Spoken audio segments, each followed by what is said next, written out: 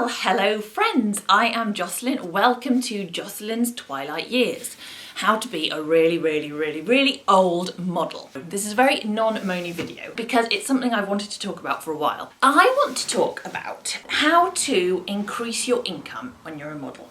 Because I meet a lot of models because of my husband being a photographer. He books a lot of models and they come here, and sometimes they're very busy and successful and sometimes they really aren't.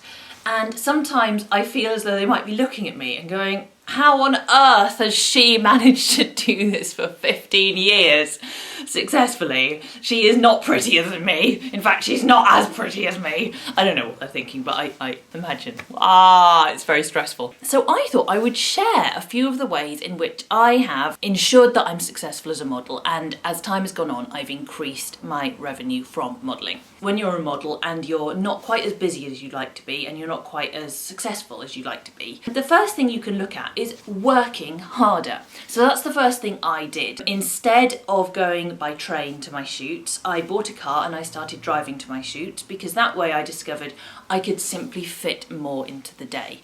So back then my day rate was £250, or my half day rate was £160. So I discovered that, of course, if I was able to fit 2 half days into a day instead of working with someone for a full day, I could earn £320 instead of £250. And all I needed to do was transport myself between the shoots, maybe at lunchtime. So that, for example, can be really tricky to pull together if you're going by public transport. But if you've got a car, you can do that. And also, you don't have to zigzag back and forth between home as much. I wasted a lot of time that way and couldn't fit in as many shoots as I would have liked to. Now that way, you can work harder, you can basically fit more billable hours into your day. So that's the first way to maximise your income. It's simply to get on the good old Protestant work ethic. Where does that come from? We all say Protestant work ethic. I'm assuming it's something to do with Luther or maybe Zwingli, because they were bloody unpleasant characters. Because it sounds so joyless, doesn't it? Protestant work ethic. It sounds like the sort of work ethic that you would never get any rewards for. So I don't want to call it a Protestant work ethic. I'll maybe call it an atheist work ethic, in which you work really hard and then you do nice things and you don't feel guilty. Yes, my humanist work ethic. Hello. Right. The downside of this is when you work harder, you do get more tired. There's no getting around it. All the extraneous stuff, laundry, hair washing, doing your packing of your clothes, doing all your email, gets squeezed into a shorter amount of time. Or you find that the time that you should be using, spending with your boyfriend, spending with your husband, spending with your family, you are using it for email, and so you cut down on your sleep. And that way you get injured and you get psychologically into a bad state too. So I would say use this work harder concept with a lot of caution, and in the long term, I actually don't recommend it. I did this back in 2012 was probably my peak year for just throwing all my energy at modelling. And it's interesting that in that year I got 4 injuries, and I don't think that's a coincidence. I think it's because I just didn't look after myself enough, and consequently I spent a hell of a lot of money on chiropractic treatment, physio. I don't really recommend it, although it's something to consider if you're young and fit and maybe you have a year in which you want to earn a particularly large amount of money, maybe you're getting married or something. On to the next way in which you can earn more money. I like this one a lot more. It is by providing a better service. Now, one way in which you can do that is simply just be nicer to your photographers. I, from time to time, meet models who I think have a very prickly attitude towards their photographers.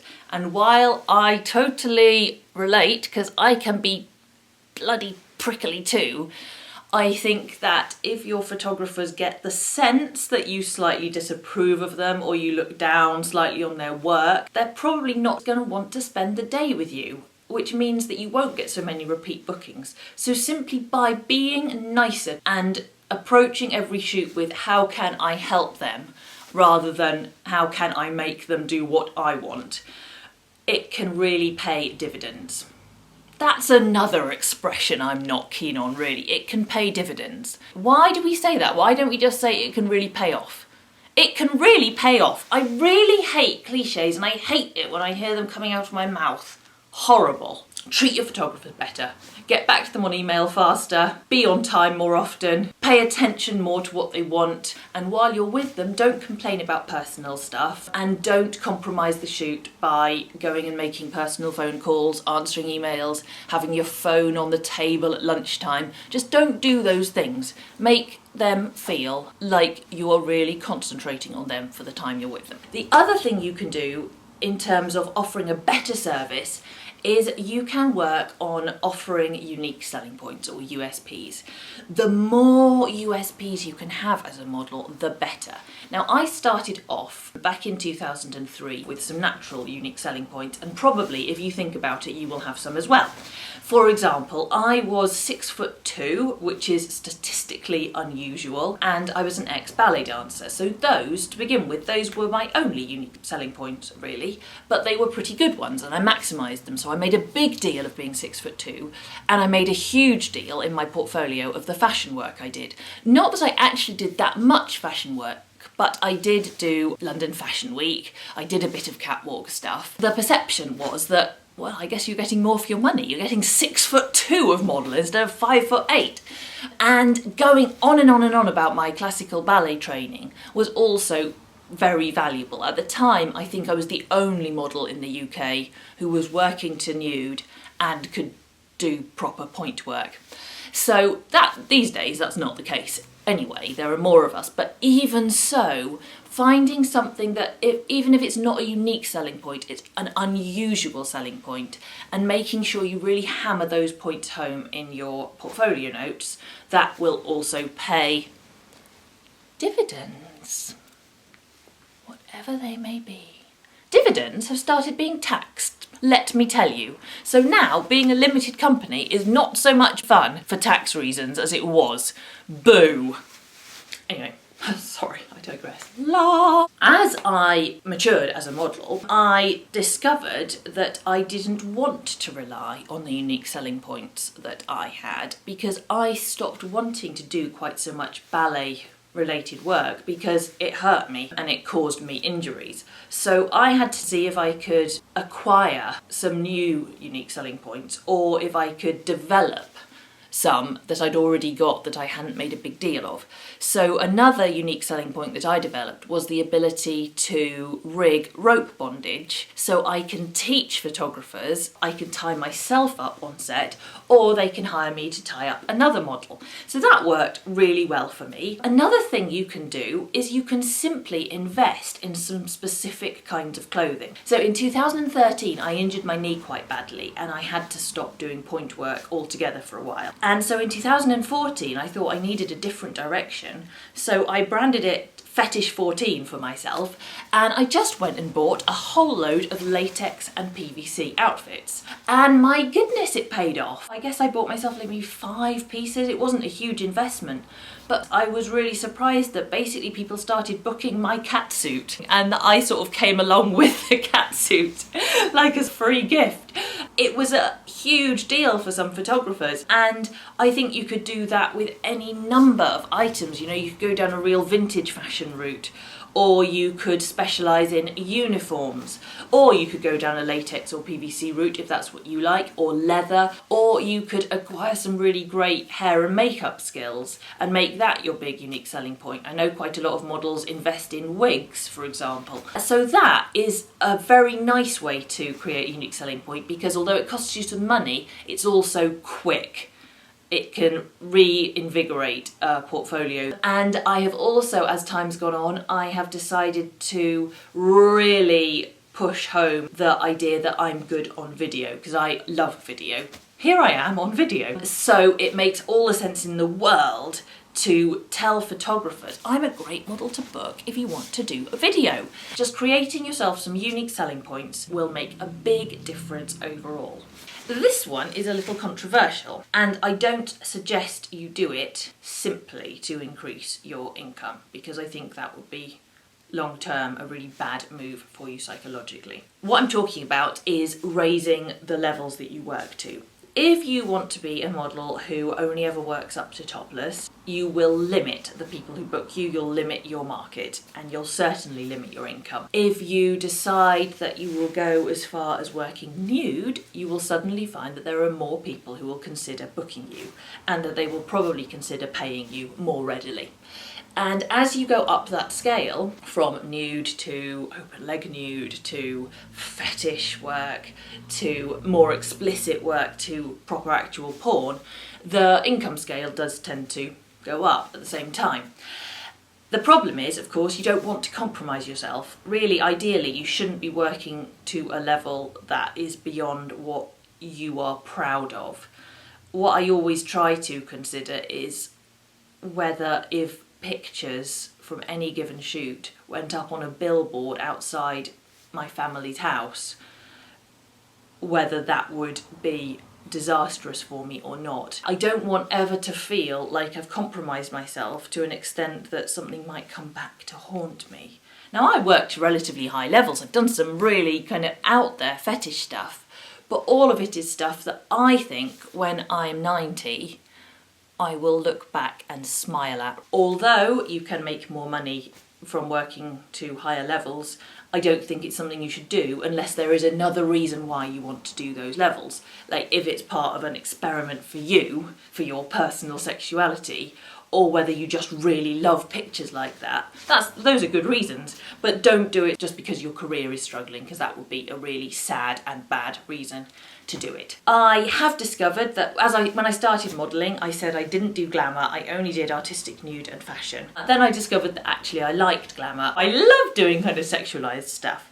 Then when I discovered that there was bondage work in this world, I really wanted to do it. It was lovely to discover that the money in it was slightly better than in the art nude world, generally speaking. Then when I decided to try spanking work a few years later, which I really, again, it was a personal exploration for myself and it was a wonderful thing. It also suddenly made my income take a big jump up, because if someone's going to spank you and leave marks on you, they generally expect to pay pretty well for that privilege.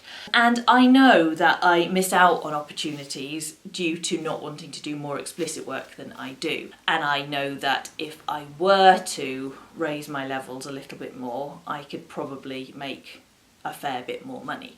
But I'm at the point where I'm doing all the things I want to do, that I want to experiment with, and I don't want to go any further than that. So you need to find your level, but it's very fortunate if your level is relatively high in terms of nudity or explicitness, because the higher you go, the more money there is to be made if you do it well. Now, the last thing I want to talk about is my favourite thing, I guess in part because it's the thing I've discovered most recently, and that is you can increase your income by mobilising your fan base. Obviously that's not something you can do when you start out modelling because you don't have a fan base yet. So in a way it's kind of a reward for all the things that you work on up to that point, creating your USPs, creating a good service for people, working hard. The reward is finally having a fan base. Now, it's very nice to have fans, and it's lovely when they write to you and say kind things about your work. This is all lovely, and I've always enjoyed that. But it's only recently that I've discovered that you can also use the fact that you've got a group of people who are invested in your work to make money. So you can create a site on OnlyFans, so your fans can pay to follow you and see your pictures and video. You can create yourself a membership site if you are ambitious enough to do the work, because that is, I don't want to do it, it's too much work.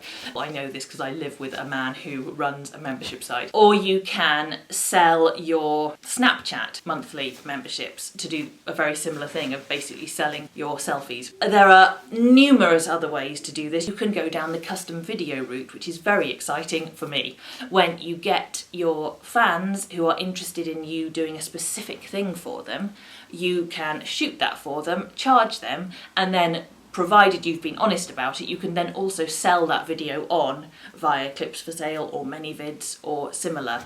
So you can create income streams for yourself directly from your fan base. So that is for me at the moment, the most exciting route to take, because although it does involve hard work, it doesn't involve more driving, more staying away from home, more damaging my body. It feels like quite a sustainable way to keep my income at a reasonable level. So those are the ways that I have worked over the years to make sure that my income from modelling is a proper professional salary. I really hope that helps you. I am aware that currently 80% of the people watching my videos are men, so probably the chances are that you're not a model, so possibly this hasn't been particularly useful to you, although maybe enlightening. But for my sister models out there, I really wanted to make something that might help you. I know everyone's different, but I hope you will look at me, realise that I am neither young nor massively beautiful, but I have had a really great, successful modelling career, which I hope will continue for some time. I've bought houses and I've supported myself and my family, and it's all through modelling income. And when you look at an empty diary at the beginning of the year, it can be so daunting to think that you've got to fill it with enough work to pay for your entire lifestyle. But it's possible, and hopefully with some of these hints, tips and tricks, it will be that little bit easier for you, because I want us all to succeed in this lovely, lovely, industry. I'll probably be back to ranting next month, because recently I remembered something that really, really annoyed me. So I'm sure I'll be back. Do you like my cardigan? I think it makes me look particularly elderly, but oh, I love a cardigan. Bye!